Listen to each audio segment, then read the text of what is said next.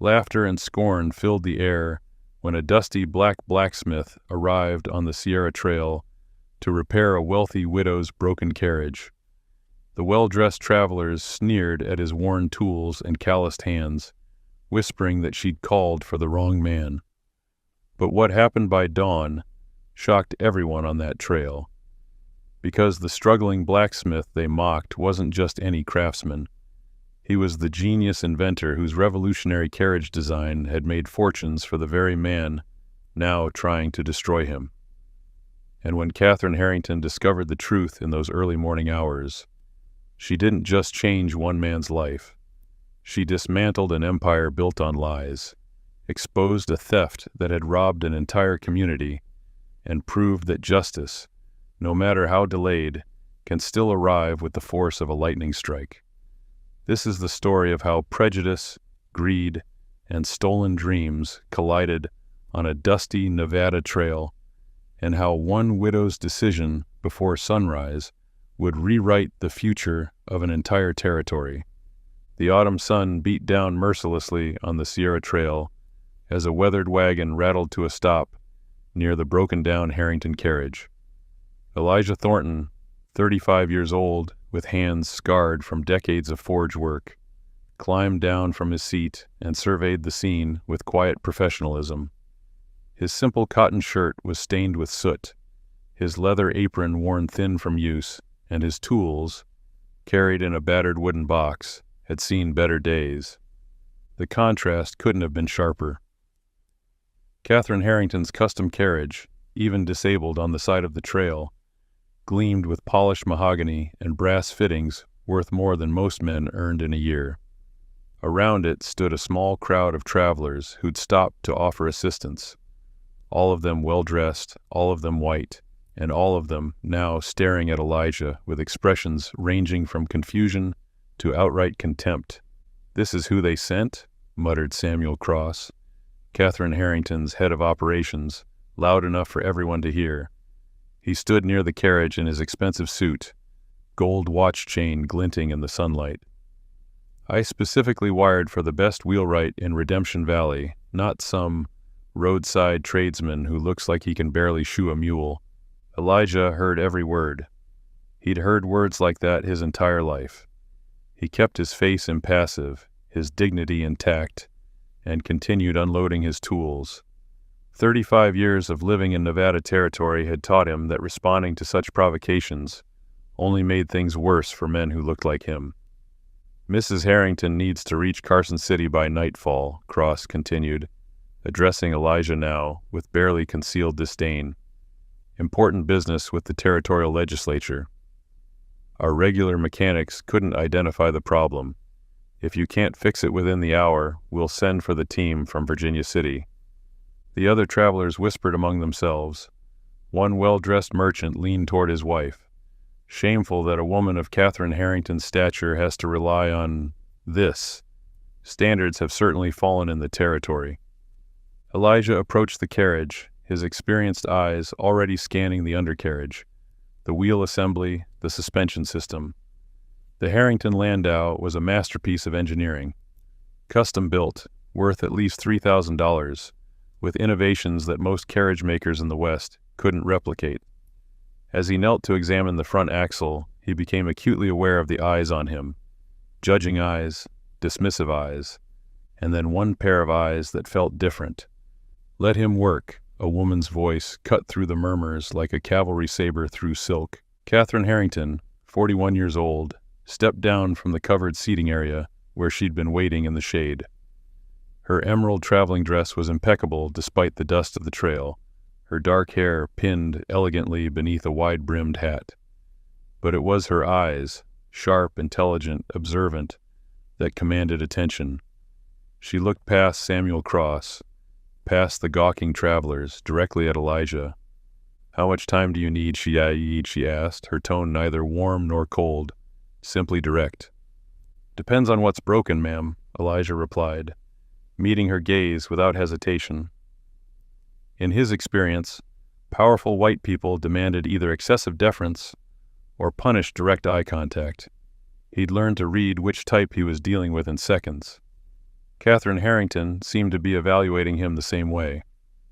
"You have 1 hour," she said, checking a delicate silver watch pinned to her bodice. "Impress me, Mr. Thornton, ma'am, Elijah Thornton." Something flickered in her eyes at the name, but it passed so quickly Elijah couldn't be certain he'd seen it. She nodded once and returned to the shade, leaving Samuel Cross standing awkwardly between them, his face reddening with suppressed irritation. As the crowd reluctantly dispersed to their own wagons and horses, Elijah opened his toolbox and began his examination. What he found in the next few minutes made his blood run cold. This wasn't a simple breakdown. The Carriage's revolutionary suspension system, a design he knew intimately for reasons no one on this trail could possibly imagine, had suffered a catastrophic failure that the previous mechanics had completely misdiagnosed. If Catherine Harrington's carriage continued to Carson City in this condition, it would collapse at high speed, likely killing everyone inside. His hands moved with practiced precision as he set to work. None of the watching travelers realized he wasn't just making repairs, he was saving lives. And Catherine Harrington, watching from beneath her parasol with those calculating eyes, wasn't looking at him the way the others were. She was studying him, recognizing something, remembering something. What happened in the next hour would change both their lives forever. Elijah's fingers traced the underside of the carriage's front axle assembly, and his worst suspicions were confirmed. The spring suspension system, an intricate network of leaf springs, shackles, and dampening mechanisms, had fractured in a way that would be invisible to anyone who didn't understand the design's internal architecture. The previous mechanics had clearly examined only the external components, missing the hairline crack in the main load-bearing spring that was seconds away from complete structural failure. "Well?" Samuel Cross's voice came from above, impatient and sharp. "What's the verdict, Blacksmith? Can you fix it, or should I send someone to fetch real craftsmen from Virginia City?" Elijah didn't answer immediately. He was calculating. The repair required complete disassembly of the suspension system, replacement of the fractured spring with a temporary reinforcement, and recalibration of the weight distribution, all within an hour, using only the tools in his battered box. Most master wheelwrights would declare it impossible and recommend a complete carriage replacement. "The main suspension spring has a critical fracture," Elijah finally said, sliding out from beneath the carriage and wiping his hands on a cloth. "Your other mechanics probably checked the wheels, the axle housing, maybe the brake assembly, but they missed the real problem." "And what problem is that?" Cross asked, his tone dripping with skepticism.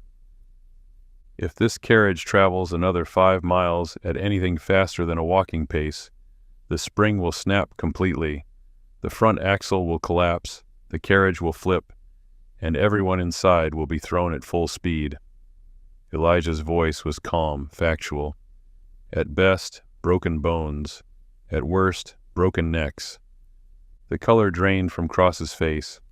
Several of the nearby travelers who'd been eavesdropping gasped audibly. Catherine Harrington rose from her seat and walked toward them, her expression unreadable. "That's absurd," Cross sputtered, though his voice had lost its certainty. "This carriage is brand new, custom-built by Caldwell Manufacturing. Vincent Caldwell himself assured me it was the finest suspension system in the Western Territories. There's no way." "The design is excellent," Elijah interrupted quietly. "The craftsmanship of this particular build is not. Someone cut corners on the tempering process. The spring steel wasn't heat-treated properly. It's a miracle you made it this far without catastrophic failure." Catherine stopped 3 feet from Elijah, studying him with an intensity that made even Samuel Cross fall silent. "Can you fix it?" she asked. "Yes, ma'am." "In an hour?" "Yes, ma'am." "Mr. Thornton," she said slowly, and there was that flicker in her eyes again. "How do you know so much about the Caldwell suspension system?" "It's a proprietary design. The specifications aren't publicly available." For just a moment, Elijah's carefully maintained composure cracked. His jaw tightened almost imperceptibly. "I know good metalwork from bad, Mrs. Harrington. And I know when a spring is about to fail, that's all you need to be concerned with right now." The silence that followed was heavy with unasked questions. Then Catherine nodded once. "Then I suggest you begin, Mr. Thornton. And I suggest everyone else give him space to work." She directed that last comment at Samuel Cross, who opened his mouth to protest, then thought better of it under her withering gaze. As the crowd reluctantly backed away, Elijah returned to his work with renewed focus.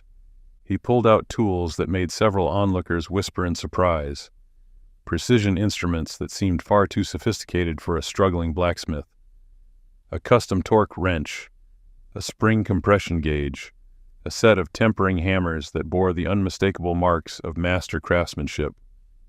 These weren't the tools of a roadside tradesman. They were the tools of an engineer. As Elijah worked, removing bolts with surgical precision, his mind drifted to memories he'd tried to bury for 3 years. The workshop in Silver Creek, where he'd spent nights perfecting the suspension design.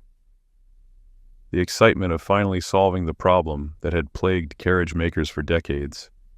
How to absorb shock while maintaining stability at high speeds.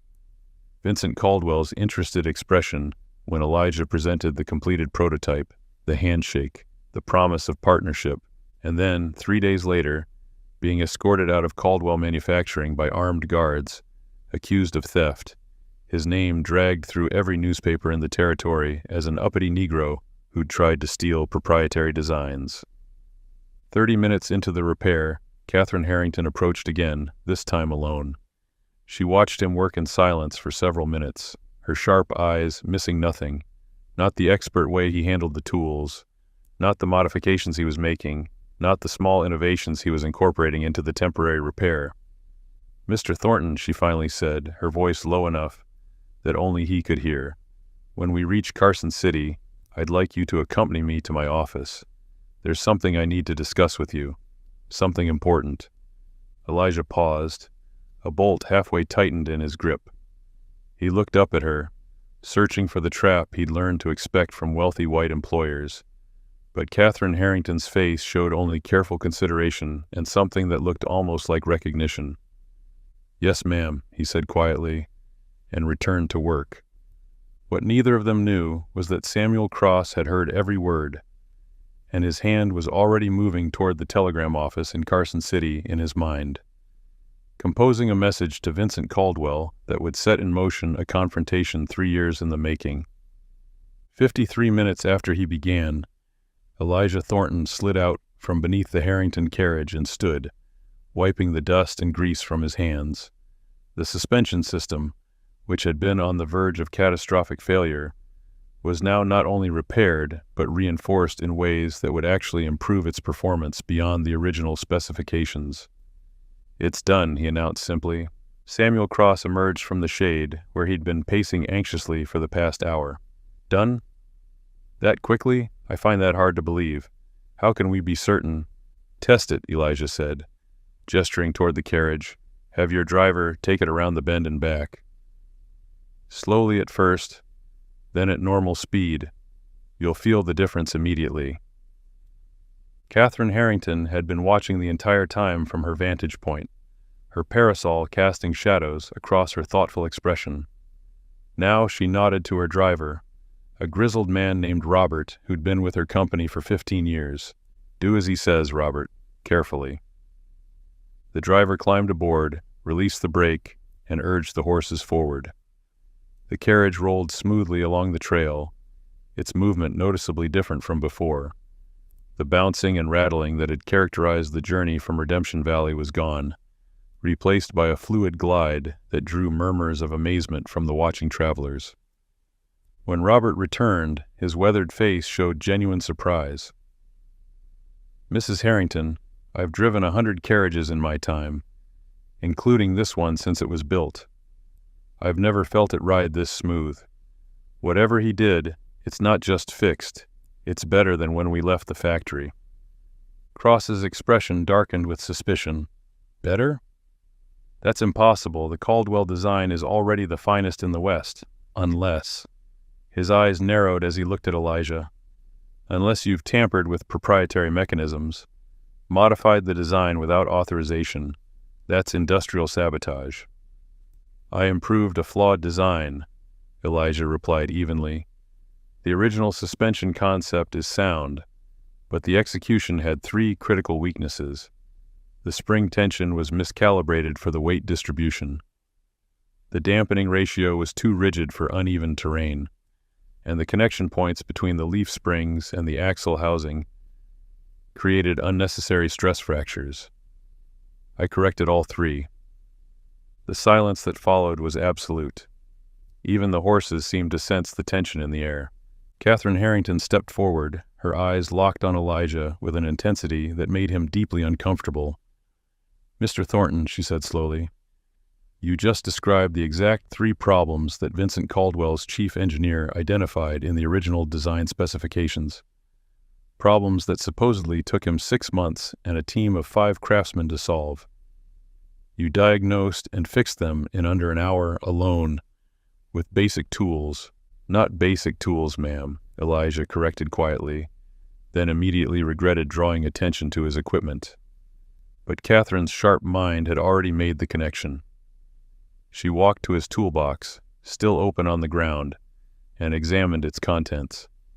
Her fingers traced the custom torque wrench, then stopped on something else, a small metal plate riveted to the inside of the lid, partially obscured by years of wear and soot. She knelt down, pulled out a handkerchief, and wiped the plate clean. The watching crowd couldn't see what was engraved there, but Catherine Harrington could. Her sharp intake of breath was barely audible, but Elijah heard it. His entire body tensed. "E.T.," she read aloud. "Master Craftsman, Silver Creek, Nevada Territory, 1872. She looked up at him, and this time there was no mistaking the recognition in her eyes.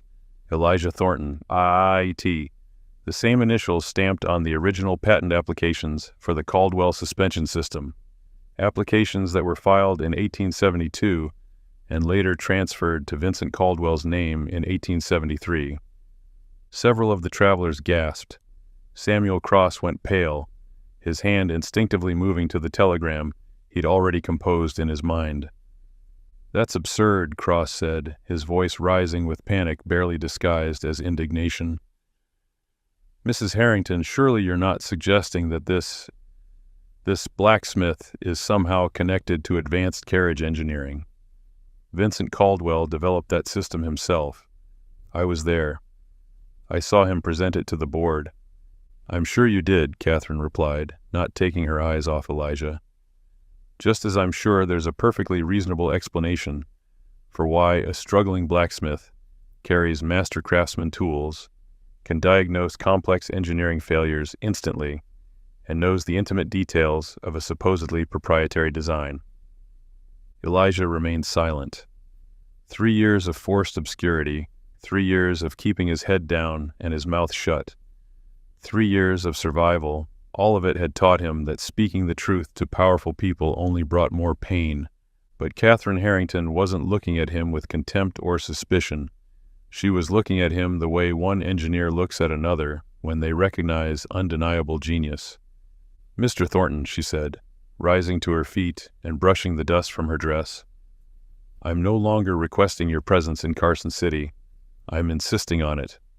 You will ride with me, and we will have a very long conversation about the Caldwell suspension system, your toolbox, and why a man of your obvious abilities is working as a struggling blacksmith instead of running an engineering firm." She turned to Samuel Cross, whose face had gone from pale to crimson. "Send word ahead that our meetings today are postponed. I have more important business to attend to. But Mrs. Harrington, the territorial contracts—" "Can wait," she cut him off. "This cannot." As Catherine's driver prepared the carriage for departure, she extended her hand to Elijah, not for him to kiss or bow over, as was common, but for a handshake, an equal's handshake. "Shall we, Mr. Thornton?" Elijah looked at her offered hand, then at the faces around him, some confused, some outraged, and Samuel Cross's twisted with barely concealed fury. He thought of his father's warnings about getting involved with powerful white folks' business. He thought of the last time he'd trusted someone with his innovations. But he also thought of 3 years in obscurity, 3 years of watching another man profit from his genius, 3 years of being invisible. He took her hand. "Yes, ma'am." The ride to Carson City took 2 hours, and for the first hour, neither Catherine Harrington nor Elijah Thornton spoke. They sat across from each other in the carriage's plush interior, the smooth ride, courtesy of Elijah's repairs, a constant reminder of the unspoken tension between them. Samuel Cross had been left behind to arrange alternative transportation, his protests falling on deaf ears. Finally, as the outskirts of Carson City appeared on the horizon, Catherine broke the silence. "Tell me your full name and background, Mr. Thornton. Everything." Elijah studied her face, searching for the trap. "Why does it matter, ma'am?" "Because," she said, pulling a leather portfolio from beneath her seat, "3 months ago, I purchased Caldwell Manufacturing Company. The sale included all patents, designs, and intellectual property records. And during my review of those records, I found something very interesting." She opened the portfolio and extracted a set of documents, laying them carefully on the seat between them. Even upside down, Elijah recognized the diagrams. His diagrams, drawn in his own hand 5 years ago, in the cramped workshop behind his father's forge in Silver Creek. "The original patent applications for the suspension system," Catherine continued, "were filed in April 1872 by someone with the initials E.T. 3 weeks later. Those same applications were amended with a transfer of ownership to Vincent Caldwell, citing E.T. as a contract laborer who had signed away all rights to his work." Elijah's hands clenched involuntarily. "You bought Caldwell Manufacturing?" "I did." Vincent Caldwell was drowning in debt and facing multiple lawsuits over defective carriages built using shortcuts and inferior materials that the original design never called for. He was desperate for capital. She paused. "I've spent the past 3 months investigating why such a brilliant design kept failing in production. Now, I think I understand. The man who designed it wasn't there to oversee its construction." "Ma'am, I don't know what you think you've discovered, but—" "Elijah Thornton," Catherine interrupted, reading from another document. "Born 1843, Silver Creek, Nevada Territory. Son of Thomas Thornton, master blacksmith. Apprenticed under your father from age 8. At 16, began designing custom tools and mechanical improvements.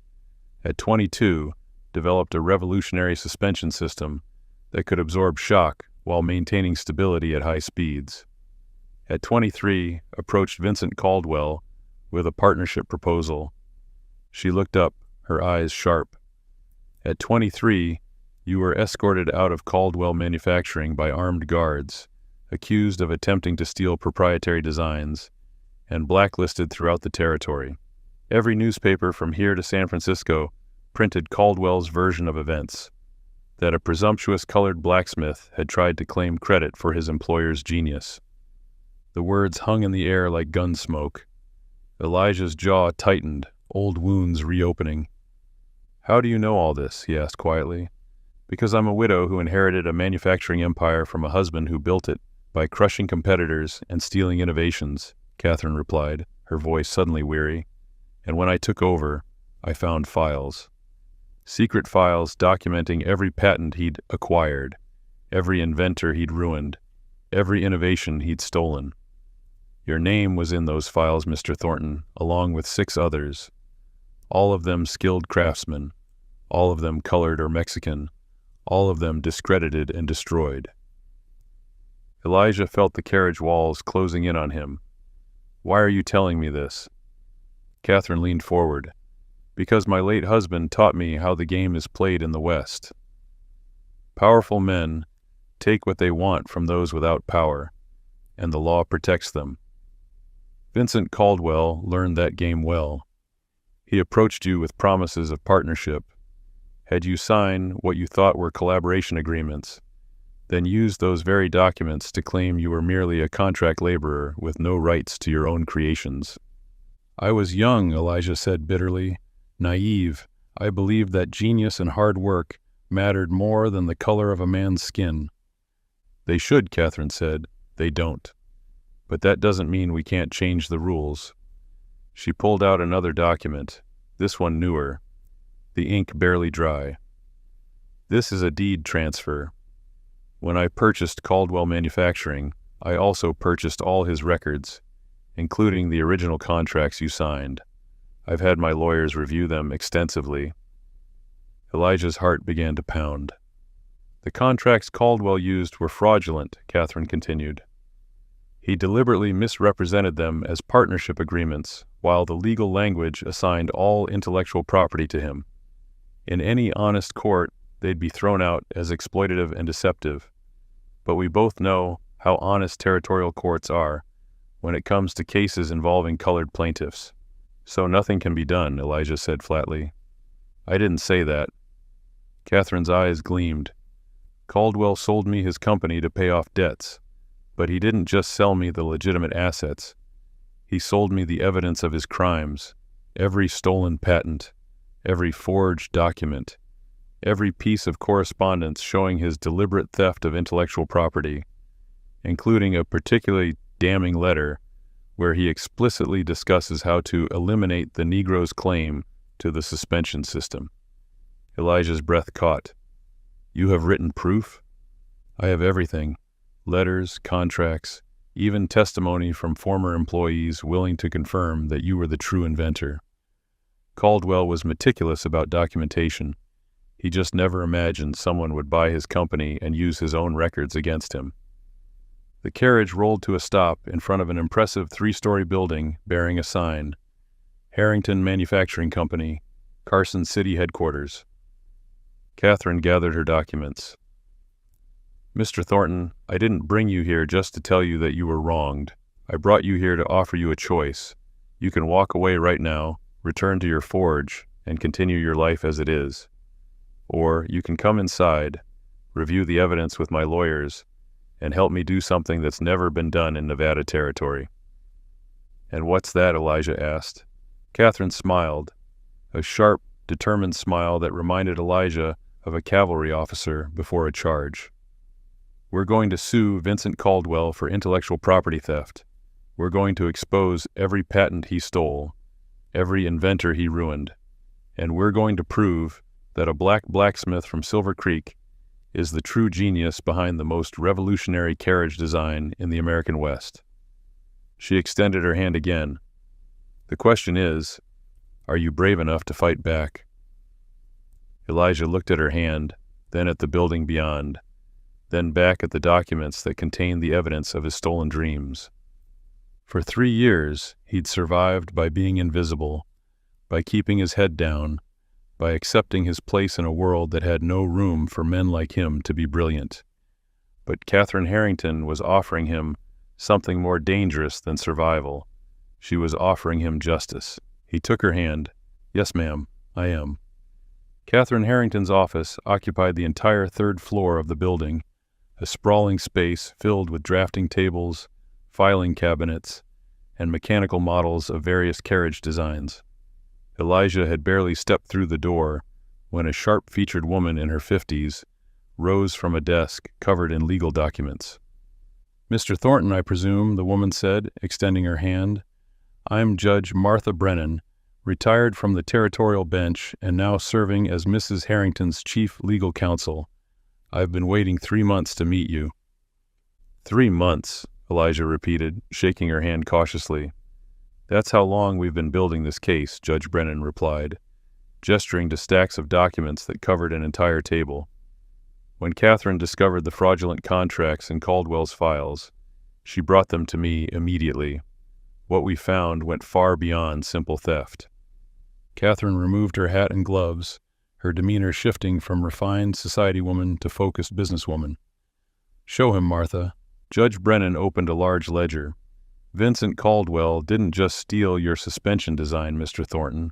Over the past 7 years, he systematically targeted skilled craftsmen from marginalized communities, free black men, Mexican artisans, Chinese metal workers, anyone who lacked the social standing to fight back legally. He'd offer them partnership, get them to demonstrate their innovations, have them sign collaboration agreements that were actually property transfers, then discard them and claim the work as his own. She turned the ledger toward Elijah. Inside were names, dates, and descriptions of stolen inventions, a brake system, a weatherproofing technique, an improved wheel hub design. 7 names total, including his own. We've located 5 of the 7 men, Catherine added. 2 have since passed away, but the 5 who remain are willing to testify if we can guarantee their safety and legal protection. Testify where? Elijah asked, though he already suspected the answer. In court, Judge Brennan said firmly. We're filing a lawsuit against Vincent Caldwell for fraud, intellectual property theft, and conspiracy to deprive citizens of their lawful rights. It will be the largest case of its kind in Nevada Territory history. Before Elijah could respond, the office door burst open without warning. Vincent Caldwell stood in the doorway, flanked by Samuel Cross and 2 men who looked like hired muscle. Caldwell was 52, silver-haired and impeccably dressed, with the kind of commanding presence that came from decades of getting exactly what he wanted. "Catherine," he said, his voice dripping with false cordiality, "I received a very disturbing telegram from Samuel about your passenger. I came immediately to clear up what must surely be a misunderstanding." "There's no misunderstanding, Vincent," Catherine replied coldly. "Please leave my office. Not until we discuss this slander that you're apparently planning to spread about my business practices." His eyes fell on Elijah, and his expression hardened into pure contempt. "So, Elijah Thornton, still telling your pathetic lies about being an inventor, I see. Some people never learn their place." "Mr. Caldwell," Judge Brennan interjected, "you are trespassing on private property. I suggest you depart before I have the marshal." "The marshal answers to the territorial board, and I sit on that board," Caldwell interrupted, "along with the mining commissioner, the land office director, and half the judges in Carson City. You're a retired judge, Martha. You have no power here." He turned his attention back to Catherine. "I don't know what this boy has told you, but whatever fantasy he's spinning about creating the suspension system is exactly that, a fantasy. I have legal documents proving that any work he did was as my employee, surrendering all rights to his labor. Documents signed by him, documents you fraudulently misrepresented," Catherine shot back. Caldwell laughed, a harsh, dismissive sound. "Misrepresented? He signed them willingly. If he was too ignorant to read the contracts, that's his failure, not mine. The law is clear. Employees don't own their innovations. Their employers do." "Even when those employees are lied to about the nature of the contracts they're signing?" Judge Brennan asked. "Prove it," Caldwell sneered. "Prove that I lied. In a court of law, with witnesses. Do you really think any jury in this territory will take the word of a colored blacksmith over mine? Over my reputation, my standing in the community?" The room fell silent. It was the question that had haunted Elijah for 3 years, the insurmountable wall that had kept him from even attempting to fight back. Caldwell was right. The law, the courts, the entire system was designed to protect men like him and crush men like Elijah. But Catherine Harrington smiled, that same sharp, dangerous smile from the carriage. She walked to her desk and picked up a folder bound in red leather. "Actually, Vincent, I don't need a jury to take Elijah's word over yours," she said sweetly. "I have your own words, in writing." Caldwell's confidence faltered for just a moment. "What are you talking about?" Catherine opened the folder and began reading. Letter dated May 15th, 1872, from Vincent Caldwell to Harrison Whitmore, attorney at law. Quote, "The Negro blacksmith suspension design is extraordinary, far beyond anything my team could develop. We must secure it immediately, but obviously cannot enter into actual partnership with someone of his race. Draft the standard contract using partnership language, but ensure ownership transfers completely to me. He's uneducated enough that he won't understand the legal terminology. Once we have the patent, we'll dismiss him and claim the work as mine. Who would believe a colored tradesman could create such sophisticated engineering? The color drained from Caldwell's face. Catherine continued, pulling out more documents.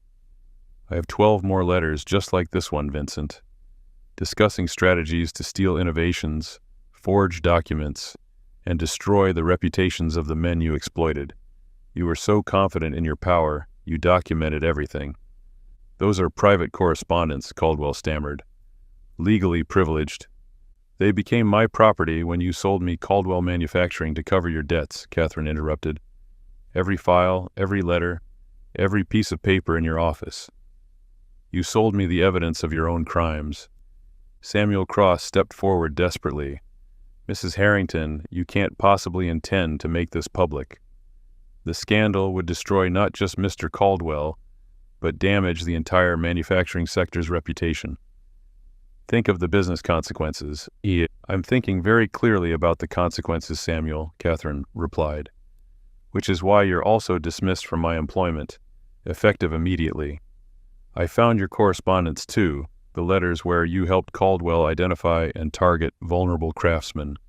You were complicit in every theft. Cross's face went crimson. You can't prove. Get out, Catherine said, her voice like iron. Both of you. You have until tomorrow morning to secure legal representation. Judge Brennan will be filing the lawsuit at noon. Caldwell's mask of civility finally cracked completely. He pointed a shaking finger at Elijah. You think you've won something here, boy? You think she actually cares about you? She's using you for her own purposes. When this is over, you'll still be nothing. Just another colored tradesman that nobody remembers. Perhaps, Elijah replied quietly, speaking for the first time since Caldwell's arrival. But I'll be a colored tradesman who destroyed your empire, and people will remember that. Caldwell's eyes burned with rage, but he said nothing more. He turned and strode from the office, Samuel Cross scurrying behind him, the hired muscle following with uncertain expressions. When the door slammed shut, Elijah released a breath he hadn't realized he'd been holding. That's, Judge Brennan said with satisfaction, went even better than I hoped. His reaction confirms everything. A confident, innocent man would have laughed off the accusations.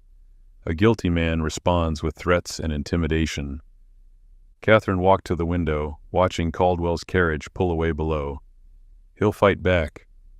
He has resources, connections, allies in the territorial government.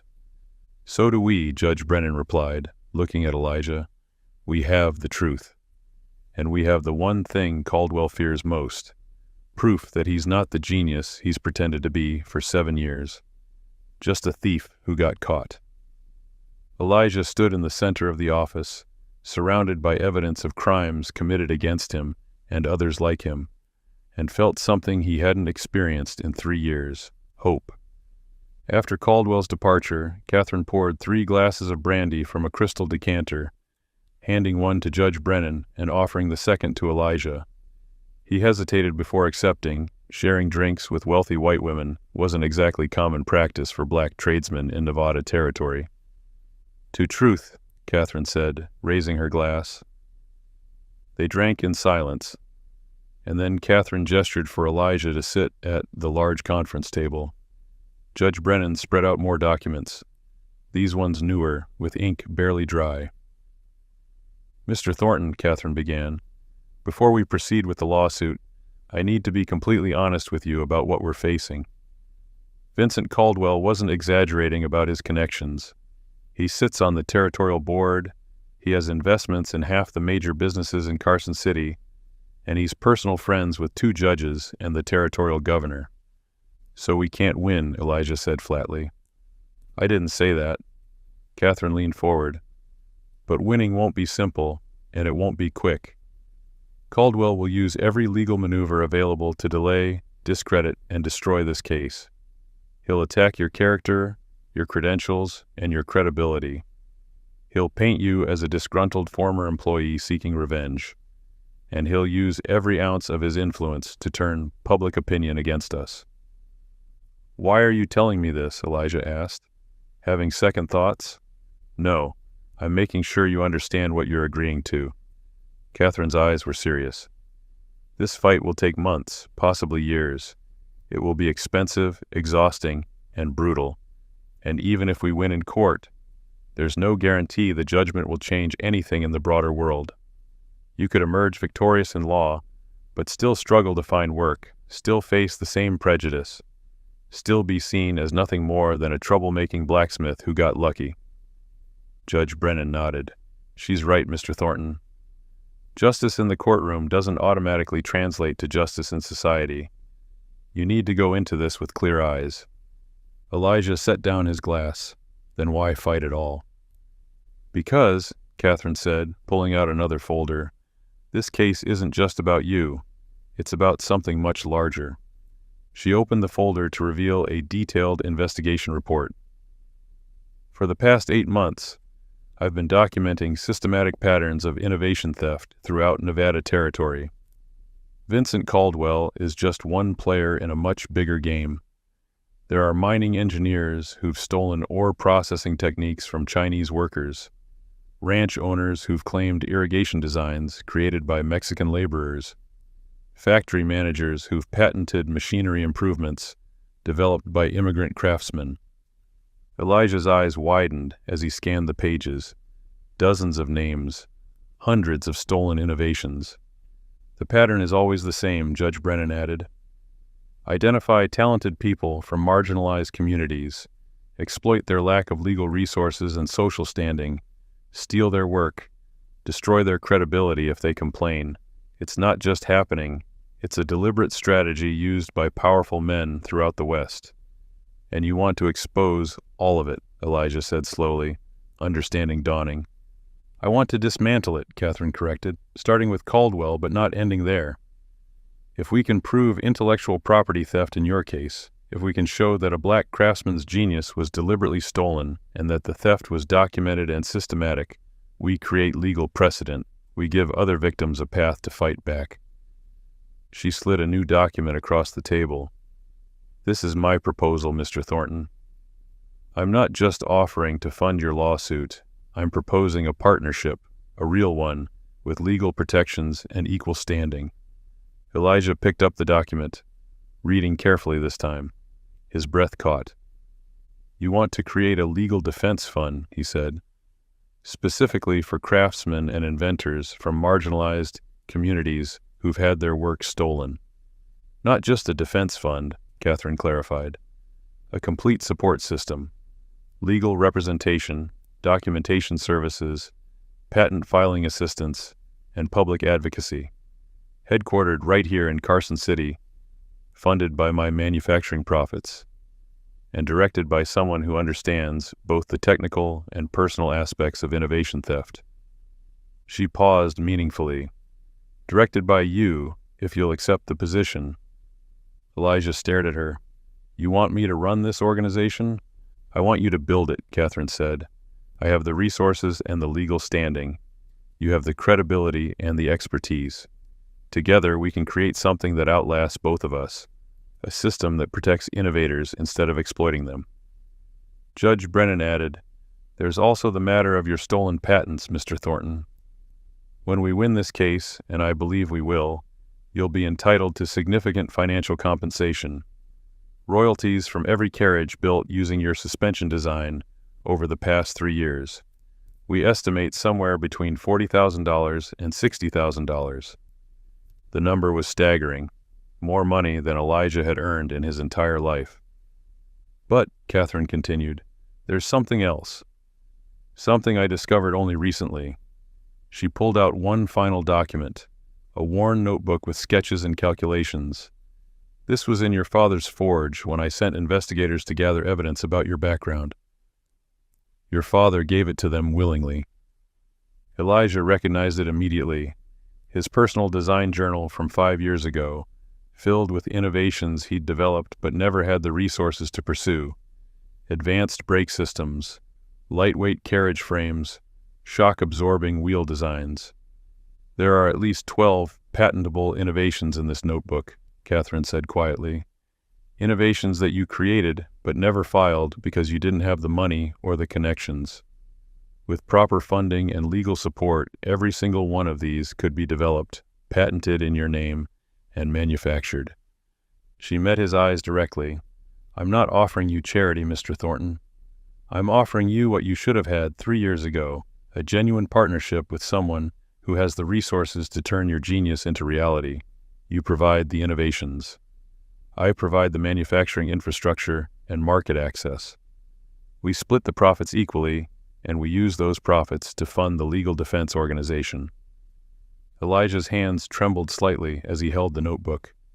Inside were dreams he'd abandoned, ideas he'd convinced himself would never see the light of day. Why, he asked, his voice rough, why are you really doing this? You could have buried Caldwell's crimes, kept the stolen patents, and no one would have questioned it. Why expose everything? Why risk your reputation and your business relationships for people like me? Catherine was silent for a long moment. Then she walked to the window, looking out over Carson City. My husband built his empire by crushing people, she said quietly. When he died and left it all to me, I had a choice. I could continue his legacy, or I could try to build something different, something better. She turned back to face him. I chose better. Not because I'm a saint, Mr. Thornton, because I'm a businesswoman who understands that sustainable success comes from cultivating talent, not stealing it. And because I'm tired of watching genius go to waste simply because it comes wrapped in the wrong color skin. Judge Brennan stood. The clock is ticking, Mr. Thornton. We file the lawsuit tomorrow at noon. If you're in, we need to prepare your testimony tonight. If you're out, we'll proceed with the case using the documentary evidence alone. But it will be significantly weaker without you. Elijah looked at the documents spread before him. The evidence of crimes committed against him. The proposal for partnership. The notebook full of abandoned dreams. And the faces of the 5 other men whose innovations had been stolen. Men who were waiting to see if justice was actually possible. He thought of his father, still working the forge in Silver Creek at 70 years old, his hands gnarled from decades of labor. He thought of every talented young black craftsman in the territory who would face the same choice he'd faced: surrender your dreams or fight a system designed to crush you. I'm in, he said, not just for me, for all of them. Catherine extended her hand across the table, not as employer to employee, but as partner to partner. Then let's make history, Mr. Thornton. Their handshake sealed more than a business agreement. It sealed a declaration of war against an entire system of exploitation. A war that would be fought not with guns, but with legal documents, undeniable evidence, and the revolutionary idea that genius deserved recognition regardless of the color of the hands that created it. Outside the window, the sun was setting over Carson City, painting the sky in shades of gold and crimson. By dawn, nothing would ever be the same. The Merchants' Hall in Carson City had never seen a crowd like this. Every seat in the gallery was filled, with dozens more people standing along the walls and spilling out into the corridors. Word of the lawsuit had spread like wildfire through the territory.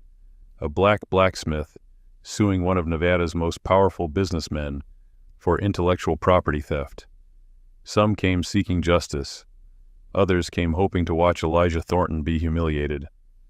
All of them came because they knew they were witnessing something unprecedented.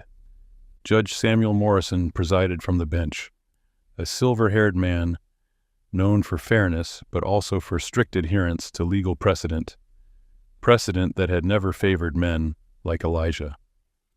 Vincent Caldwell sat at the defendant's table with 3 expensive lawyers from San Francisco, his expression carefully arranged into one of wounded dignity. Beside him, Samuel Cross looked significantly less composed, his eyes darting nervously around the packed courtroom.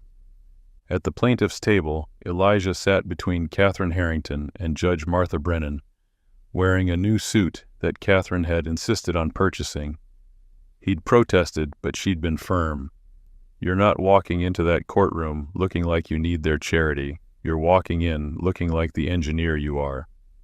Judge Morrison's gavel fell. This court is now in session.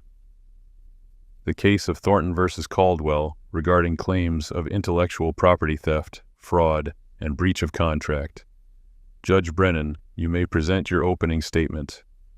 Martha Brennan stood, and the courtroom fell silent. Your Honor, this case is fundamentally simple. Mr. Vincent Caldwell deliberately and systematically stole innovations from Mr. Elijah Thornton and at least 6 other craftsmen, profiting enormously while destroying their livelihoods and reputations. We will prove this not through speculation or circumstantial evidence, but through Mr. Caldwell's own written words, correspondence in which he explicitly details his scheme to defraud inventors who lack the social standing to fight back. Caldwell's lead attorney, a sharp-faced man named Harrison Whitmore, rose immediately. Objection, Your Honor. These allegations are inflammatory and unsupported. Mr. Caldwell is a respected businessman who— Save it for your opening statement, Mr. Whitmore, Judge Morrison interrupted. Judge Brennan, proceed. Over the next hour, Martha Brennan methodically presented the case. She introduced the original patent applications with Elijah's initials. She displayed the fraudulent contracts Caldwell had used, side by side with honest partnership agreements to show the deceptive language. She called 3 of the other victimized inventors to testify: a Mexican wheelwright, a Chinese metalworker, and a free black carpenter, each telling eerily similar stories of promises betrayed and innovations stolen. But the moment that changed everything came when Martha Brennan introduced Exhibit 47, Vincent Caldwell's personal correspondence. Mr. Caldwell, she said, would you please read this letter, dated May 15th, 1872, that you wrote to your attorney, Harrison Whitmore? The courtroom erupted in murmurs when people realized that Caldwell's own lawyer was named in the correspondence. Whitmore's face went pale. Caldwell refused. I don't recognize that document. That's interesting, Martha replied, because it bears your signature, matches the handwriting analysis performed by 3 independent experts, and was written on your personal letterhead. But if you won't read it, I will. She read the damning letter aloud, every calculated word about exploiting the Negro blacksmith's genius, every cruel strategy for stealing his work, every contemptuous reference to how no one would believe a colored tradesman could create such sophisticated engineering. The silence in the courtroom was absolute. Then Martha pulled out another letter, and another, and another. 12 letters total, spanning 5 years, documenting a deliberate pattern of targeting vulnerable inventors, stealing their innovations, and destroying their credibility. Your Honor, Harrison Whitmore stood desperately. These letters are private correspondence obtained through a legal business acquisition, Martha interrupted. When Mr. Caldwell sold his company to Mrs. Harrington to pay his debts, all company files became her legal property, including his personal correspondence stored in company offices. Judge Morrison leaned forward. Mr. Whitmore, did you assist your client in drafting fraudulent contracts as described in these letters? Whitmore's silence was answer enough. I'll take that as grounds for a separate investigation, Morrison said coldly. Continue, Judge Brennan. The final blow came when Martha called Elijah to the stand. For 90 minutes he explained the suspension system's design in meticulous technical detail, details that Vincent Caldwell, who'd claimed authorship, couldn't possibly know. He described the months of development, the failed prototypes, the breakthrough that had solved the stability problem. Then Martha asked the question that sealed Caldwell's fate. Mr. Thornton, can you explain the specific mathematical calculations used to determine the spring tension ratios in your suspension design? Elijah walked to a chalkboard and spent 20 minutes working through complex engineering mathematics, filling the board with equations and diagrams that left the gallery murmuring in amazement. When he finished, Martha turned to Caldwell. Mr. Caldwell, since you claim to have invented this system, surely you can explain these calculations. Caldwell's face reddened. I don't need to prove my expertise to— That's not an answer, Mr. Caldwell. Can you explain the mathematics behind your own supposed invention? The silence stretched. Caldwell looked at his lawyers, but they had no rescue to offer. "I employ engineers to handle technical details," he finally muttered. "So you can't actually explain how the system you allegedly invented actually works?" Martha pressed. "Objection," Whitmore shouted, badgering the witness. "Overruled," Judge Morrison said. "Answer the question, Mr. Caldwell." "No," Caldwell admitted, his voice barely audible. "I cannot explain the specific calculations." The courtroom exploded in conversation. Judge Morrison's gavel pounded for order. Catherine Harrington watched from the gallery, her expression neutral, but Elijah caught the slight smile at the corner of her mouth. They'd done it. The truth was out, undeniable and devastating. Judge Morrison called for a brief recess, but when court reconvened, his decision came swiftly. Having reviewed the evidence presented, particularly Mr. Caldwell's own written admission of fraudulent intent, this court finds in favor of the plaintiff, Elijah Thornton. Mr. Caldwell is ordered to pay full restitution of all profits derived from the stolen suspension design, plus damages. Furthermore, I am referring this matter to the territorial prosecutor for potential criminal charges of fraud and conspiracy. He looked directly at Caldwell, his expression stern. "Mr. Caldwell, you have brought disgrace not only upon yourself, but upon the entire business community of Nevada Territory. Your actions represent a betrayal of the principles of honest enterprise and basic human decency. The judgment of this court is that Elijah Thornton is the true and lawful inventor of the suspension system, and all patents shall be transferred to his name immediately." The gavel fell with finality. Vincent Caldwell sat frozen, his empire crumbling around him in real time. Samuel Cross had already slipped out of the courtroom, abandoning his former employer to face the consequences alone.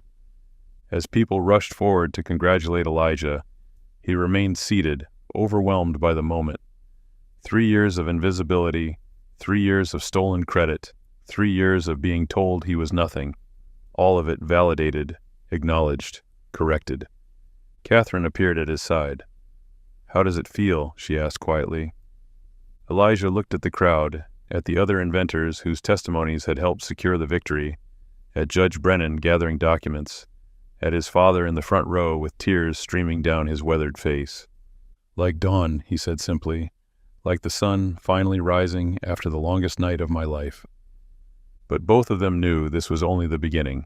The real work, transforming one legal victory into lasting systemic change, was still ahead.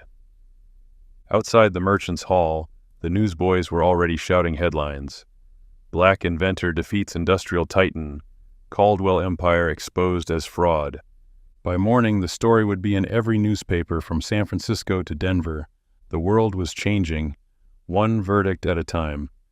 18 months after the verdict, the landscape of Nevada Territory had transformed in ways that even Catherine Harrington hadn't fully anticipated.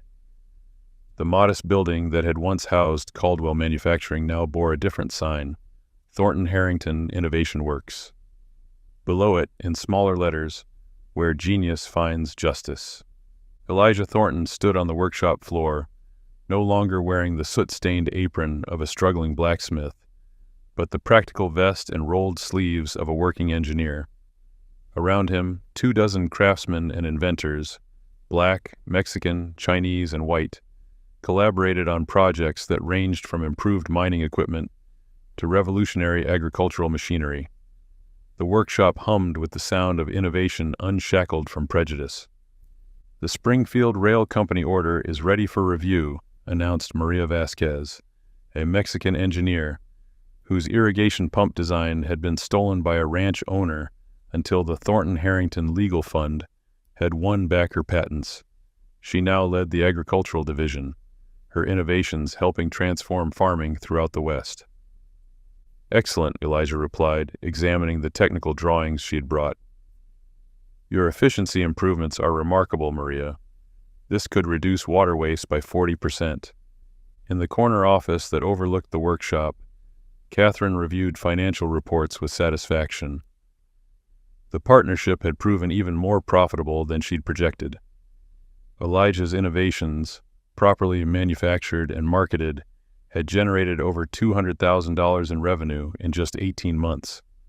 More importantly, the 12 other patents they'd recovered from various thieves had created a portfolio worth nearly $500,000. Vincent Caldwell, meanwhile, had disappeared from public life entirely. Facing criminal charges and buried under lawsuits from the other inventors he'd defrauded, he'd sold his remaining assets and fled to San Francisco. Rumors suggested he was working as a clerk in a shipping office, his reputation destroyed beyond repair.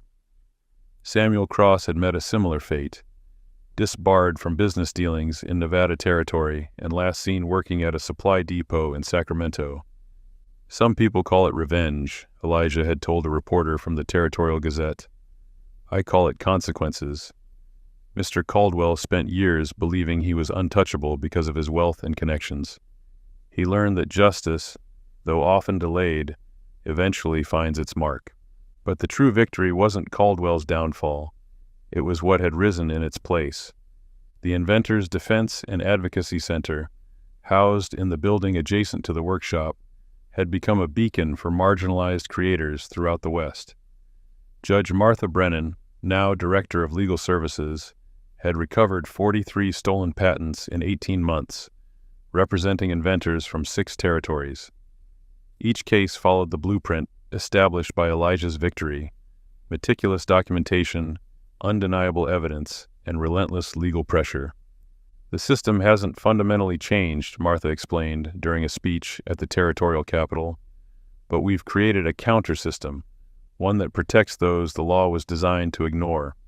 Every patent we recover, every inventor we vindicate, strengthens the precedent that genius has no color, and theft is theft regardless of who commits it." The impact extended beyond individual cases. 3 territorial judges had been removed from the bench for accepting bribes to rule against minority inventors. 5 major companies had reformed their employment contracts after facing legal action. And the territorial legislature, pressured by the mounting evidence of systematic exploitation, had passed new protections for intellectual property rights. On the 2-year anniversary of the trail encounter that had changed everything, Catherine and Elijah organized a special event. Every inventor that the Defense Center had helped was invited, along with their families and the young people from communities throughout the territory who now saw innovation as a viable path forward. Thomas Thornton, Elijah's father, sat in the front row, his 72 years weighing heavily on his frame, but his eyes bright with pride. Beside him sat the children from Silver Creek who attended the free engineering school that Elijah had founded, young minds no longer limited by poverty or prejudice. 2 years ago, Elijah began his speech, I was a blacksmith who people laughed at when I arrived to repair a broken carriage. They saw my skin color and my worn tools, and they assumed I was nothing more than cheap labor. What they didn't see was the genius that prejudice had tried to bury, the innovations that theft had tried to steal, and the determination that injustice had only strengthened. He gestured to the crowd of inventors, engineers, and craftsmen. But this celebration isn't about me. It's about all of us. Every person who was told they weren't smart enough, weren't worthy enough, weren't the right color or class or background to be an innovator. We proved them wrong not by asking for permission, but by being undeniably excellent. Catherine stood beside him, adding her own perspective.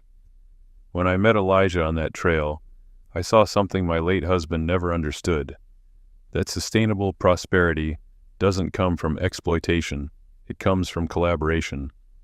The Thornton-Harrington partnership has generated more profit, more innovation, and more positive impact in 2 years than Caldwell Manufacturing managed in a decade of theft and fraud. She smiled at the audience. Turns out that when you actually pay people for their genius instead of stealing it, they're motivated to create even more genius. Revolutionary concept, I know. The laughter that followed was warm and genuine, but the most powerful moment came when Elijah invited forward a shy 15-year-old from Silver Creek named Isaiah, who designed an improved water filtration system for desert communities. With Catherine's backing and the Defense Center's legal protection, Isaiah's patent had been filed in his own name, something that would have been unthinkable just 3 years earlier. "This young man represents what we're really fighting for," Elijah said, his hand on Isaiah's shoulder. "Not revenge against those who wronged us, not even recognition for past achievements. We're fighting to ensure that the next generation doesn't have to climb the same mountains we did. That talent is recognized and rewarded based on merit, not skin color. That a brilliant idea from Silver Creek has the same chance as a brilliant idea from San Francisco." He looked out at the crowd, his voice carrying the weight of hard-won wisdom. "Individual success is satisfying, but systemic change, creating a world where others don't suffer what we suffered, that's legacy. That's justice. That's what turns pain into purpose." As the sun set over Carson City, painting the sky in shades of amber and crimson, Elijah reflected on the journey from that dusty trail to this moment. The scorn he'd faced hadn't disappeared. Prejudice that deep doesn't vanish in 2 years. But it had been challenged, confronted, and diminished. Catherine joined him at the window, both of them watching the workshop below where inventors of every background collaborated freely. "Do you ever wonder what would have happened if I just paid you for the repair and sent you back to your forge?" she asked.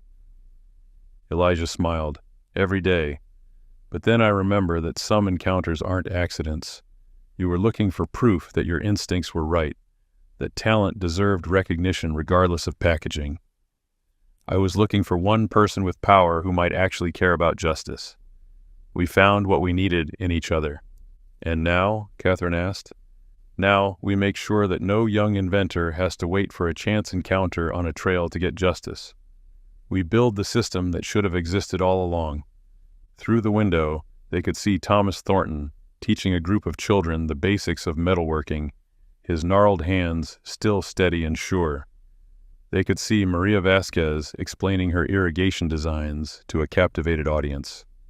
They could see young Isaiah, patent certificate in hand, already sketching his next invention. The best response to prejudice has never been individual triumph, Elijah had learned.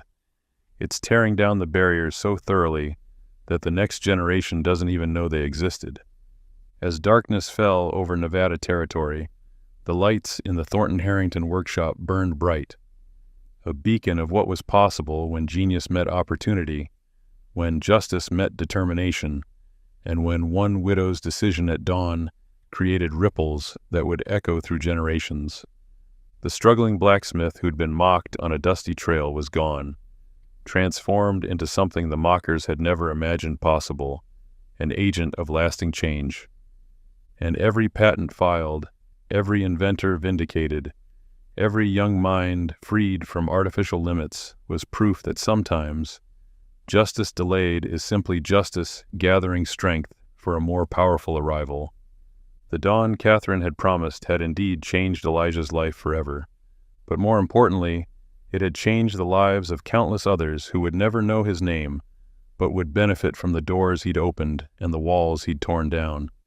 That was the legacy worth building. That was the victory worth celebrating. That was justice finally, triumphantly, undeniably served.